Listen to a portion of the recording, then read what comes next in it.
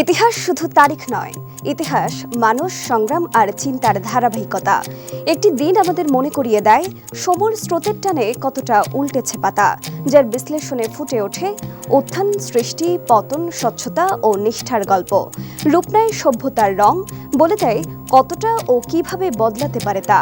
অভিজ্ঞতার ঝুলিতে বুলি ফোটাতে পারে এই একটি দিনের তথ্য, কারণ তাতে মিশে থাকে একাধিক গুরুত্বপূর্ণ ঘটনা ও সেই ঘটনার সাক্ষী।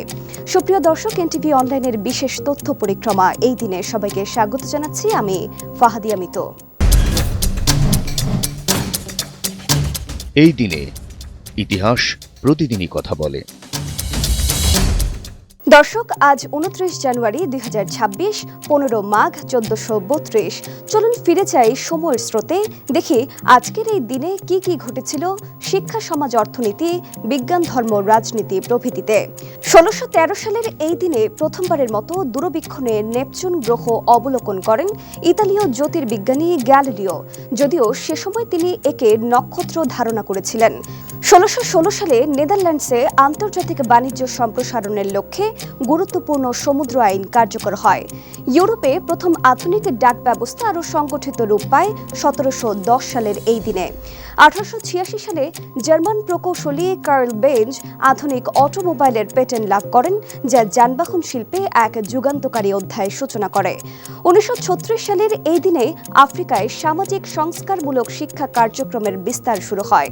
1946 সালে পরমাণু শক্তি নিয়ন্ত্রণে প্রথম আন্তর্জাতিক আলোচনা শুরু করে জাতিসংঘ। 1985 সালে আফ্রিকার বিভিন্ন দেশে গণমাধ্যম স্বাধীনতা নিয়ে নতুন নীতিমালা প্রণয়ন করা হয়। 1991 সালে মধ্যপ্রাচ্যে শান্তি আলোচনায় গুরুত্বপূর্ণ অগ্রগতি লক্ষ্য করা যায়।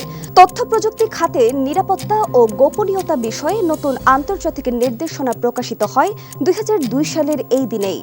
এদিনে জন্মগ্রহণ করেছেন রুশ সাহিত্যিক আন্তন চেকভ, যিনি বিশ্ব সাহিত্যে ছোট গল্প ও নাটকে নতুন মাত্রা যোগ করেন। এছাড়াও জন্মগ্রহণ করেন মার্কিন টেলিভিশন উপস্থাপক ও সমাজসেবী ওপ্রা উইনফ্রে, ঢাকা বিশ্ববিদ্যালয়ের কৃতি শিক্ষক ডক্টর সুশীল কুমার দে এবং ব্রিটিশ বিজ্ঞানী জন ডেলটন সহ বহু খ্যাতিমান ব্যক্তিত্ব। এদিনে আমরা হারিয়েছি ফরাসি সুরকার এডওয়ার্ড লালো, বাঙালি সাহিত্যিক অচিন্ত্য কুমার সেনগুপ্ত, ইংল্যান্ডের রাজা তৃতীয় জর্জ এবং কবি আলেকজান্ডার পুশকিন সহ শিল্প, সাহিত্য ও চিন্তা জগতের বিভিন্ন অঙ্গনের বিশিষ্টজনদের। দর্শক, এই দিনে গুরুত্বপূর্ণ কিছু তথ্য তুলে ধরা হলো। আরও কোনো তথ্য থাকলে স্মরণ করিয়ে দিন কমেন্টে, আর মনে থাকলে লিখুন উত্তর।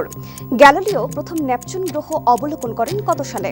সঙ্গে সঙ্গে ফলো করুন আমাদের ফেসবুক ভেরিফাইড পেজ এনটিভি ও এনটিভির ইউটিউব চ্যানেল। এছাড়া বস্তুনিষ্ঠ যে কোনো সংবাদ পড়তে ভিজিট করুন ntvbd.com। ভালো থাকুন, সুস্থ থাকুন, শুভকামনা সবসময়।